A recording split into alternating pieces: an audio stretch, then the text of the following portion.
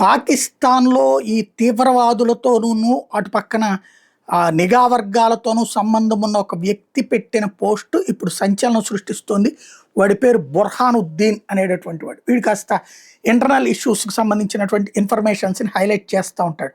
తాజాగా 12 మంది Pakistani border personal అంటే సరిహద్దు సైన్యం లైక్ మన బోర్డర్ సెక్యూరిటీ ఫోర్స్ టైప్ అనమాట.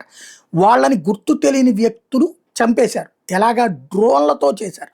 డ్రోన్ దాడి చేశారు. దీన్ని అక్కడ ఏమని ప్రొజెక్ట్ చేస్తున్నా అంటే భారత బలగాలు ఇండియన్ ఫోర్సెస్ డ్రోన్ దాడిని చేసి భారత ఇది పాకిస్తాన్ భూభాగంలోకి డైరెక్ట్గా చొచ్చుకు రాకుండా డ్రోన్ని పంపించి పాకిస్తాన్కి సంబంధించినటువంటి బోర్డర్ సెక్యూరిటీ ఫోర్స్ అనాలా లేకపోతే బోర్డర్ పర్సనల్స్ అనాలా వాళ్ళని చంపేసినాయి అన్నటువంటి వీడియోని ప్రొజెక్ట్ చేసుకొచ్చాడు.